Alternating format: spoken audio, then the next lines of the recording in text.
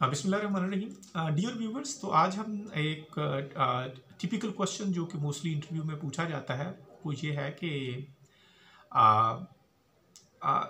Tell me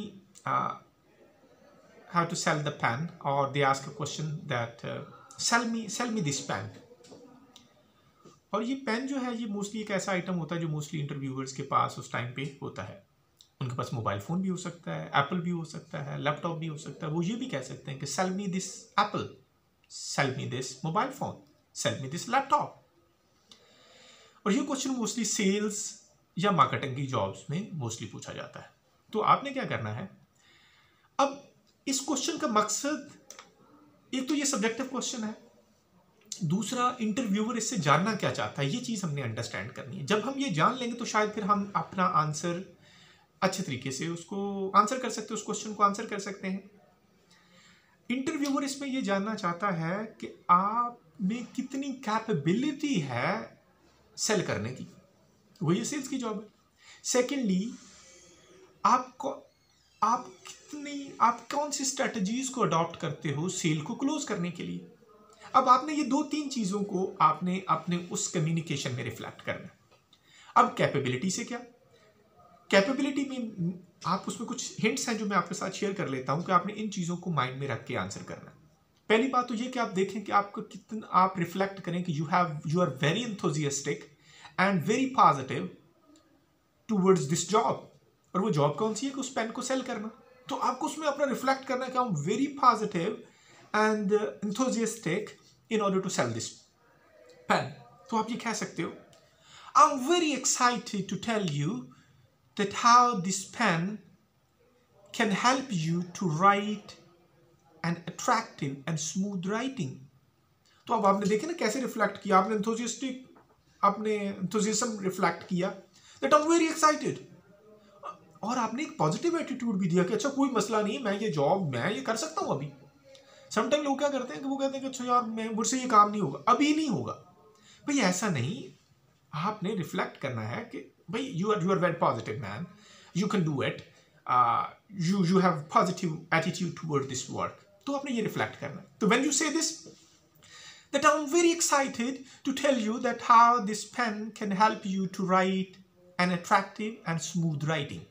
अगर mobile phone है तो आप उसमें भी ऐसे कह सकते हो, I am very excited to help you that how this mobile phone can help you to communicate effectively with your friends and family members। अगर कोई कस्टमर्स हैं तो आप उनका नाम ले लेंगे, help you to communicate effectively with your customers, friends and family members। अगर वो उसको कोई HR मैनेजर है तो जाहिर है उसकी ज़्यादा सारी कम्युनिकेशन अपने एम्प्लॉयज़ के साथ होगी, तो आप उसको कोट कर लेंगे, अच्छा भाई आप कैसे कम्युनिकेट कर सकते हैं इफेक्टिवली अपने एम्प्लॉयज़ के साथ। तो पहली चीज़ तो आपने positive attitude and enthusiasm reflect करना है अपनी उस कम्युनिकेशन में। अच्छा, उसके बाद ये पहला एटीट्यूड है, और आपकी कम्युनिकेशन बड़ी अच्छी होनी चाहिए, क्योंकि वो ये भी नोट कर रहा होगा कि to what extent this interview has good communication skills, so you need to reflect that you have a very good communication skills. तो ये आपने रिफ्लेक्ट करना है। जब ये काम हो गया तो फिर आपने, क्योंकि उस पेन को सेल करना है, वो ये भी चाहता है कि आप कितना, आपकी सेलिंग स्ट्रेटजीज क्या है। आप उनकी, ये तो नहीं कि आप जो मिन्नतें करने पे आ जाएंगे जनाब बस किसी तरीके से ना मेहरबानी करके ये पेन परचेज कर लें, मेरे ऊपर ना बस मेरे बॉस का बहुत प्रेशर है, उन्होंने मुझे ये पेन सेल करने का कहा, तो प्लीज़ मेहरबानी करके ये पेन बाय कर लें। Very poor approach. कितने लोग आप पे तरस खा के प्रोडक्ट्स को बाय करेंगे। तो प्लीज़ हमारी ये अप्रोच नहीं होनी चाहिए।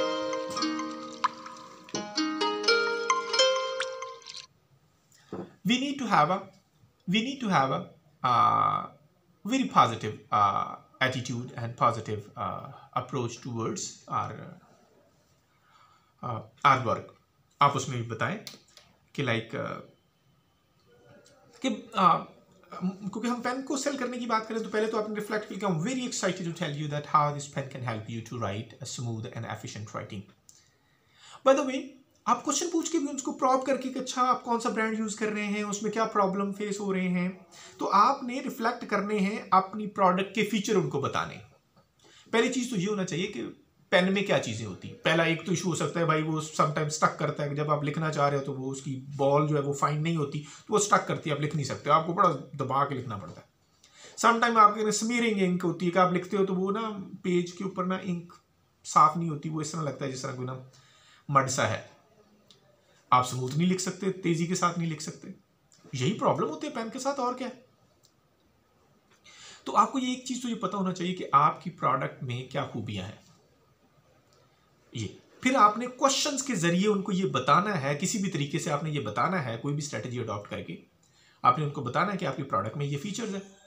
आप क्वेश्चन भी पूछ सकते हो, आप पूछ सकते हो, by the way may I know which brand are you using for writing purposes, which ball point, which pen are you using for writing, are you really satisfied with its fine point. वो sometime कहते हैं नहीं नहीं sorry actually यार मेरा ये बड़ा problem है, ये पेन ना यार लिखने में मैं ना थोड़ा सा प्रॉब्लम फेस करता हूँ, ये स्मूथ नहीं है राइटिंग में। तो देन फिर आप क्विकली उसकी तरफ मूव करें और उसे क्वेश्चन करें कि I have a solution for your problem, so I have a solution which can help you to help you in smooth writing. Actually this pen has a fine point and non-smearing ink. अब आप देखें उसने जैसे ही कहा कि अच्छा यार मुझे ना बड़ा प्रॉब्लम होता है कि ये ना पेन जो है ना मैंने लिखने में बड़ी तकलीफ होती है, स्मूथ नहीं है, तो आपने उनको कहा कि I have a solution for your problem, कि ये हेल्प करेगा आपको स्मूथ राइटिंग में। और ये क्यों करेगा, फिर आपने फीचर भी बता दिए, आपने कहा कि ये जो इसका फाइन पॉइंट है ना कि ये बड़ा लिखने में बड़ा फाइन पॉइंट है और नॉन स्मेरिंग इंक है, और ये फाइन पॉइंट होने की वजह से ये आपको बड़ा स्मूथ राइटिंग देता है। तो आपने क्या कर दिया, आपने उस प्रोडक्ट के फीचर बता दिए, अब आपने उसके माइंड में हिट किया कि अच्छा यार वो जो उसका प्रॉब्लम था आपने उसका सोल्यूशन दे दिया। अच्छा बड़ा रेयर होता है कि कोई लोग फिर फौरन ही आप उसको ना प्रोडक्ट्स को ना बाय कर लें, ये बड़ा रेयर होता है। मोस्टली लोग उस टाइम बाय नहीं करते। अगर कोई हो जाए तो ये आपकी बहुत बड़ी अचीवमेंट है आपके सेल्स पर्सन की, उसी दिन ऑर्डर मिल जाए आपको, ऐसा बड़ा कम होता है। तो आपने क्या करना है, फिर उसके बाद आप पूछ ले कि okay how many item do you want me to deliver in your office, या बल्कि उससे पहले भी एक और काम भी कर सकते हैं उनको मोटिवेट करने के लिए। अब आपने उनको बता दिया कि आपका प्रॉब्लम ये था, ये मेरे पास सोल्यूशन है। फिर उसको फर्दर मोटिवेट करने के लिए मसलन ये 10 रुपीज़ का अवेलेबल है, तो आप उसको कहें कि actually I am happy to tell you that I have been authorized to offer 20% discount on sales. आप देखें आपने उसको फर्दर मोटिवेट कर दिया कि अच्छा यार बाय करना चाहते हो तो 20% डिस्काउंट है। अब आपने उसको मोटिवेट करेगा भाई बाय कर लो, तो देन आप उससे पूछ सकते हो कि okay how many item do you want me to deliver into your office. वो समटाइम कहेगा यार नहीं अभी नहीं, मुझे नहीं चाहिए।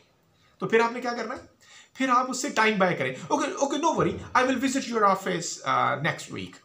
उससे पूछे ही ना कि मैं कब आऊँ, आप उसको बता दें कि मैं ना अच्छा okay I will visit your office next week. Definitely वो डिनाई नहीं करेगा कि अच्छा ना आना, तो आपको मौका मिल गया दूसरी दफ़ा मिलने का। फिर जाके आप फिर अब वो उसका माइंड मेकिंग हो चुका होगा कि ये आदमी मेरे लिए एक पेन सेल करना चाहता है, उस मकसद के लिए मेरे ऑफिस को विजिट कर रहा है, तो आपके पास वो आएगा।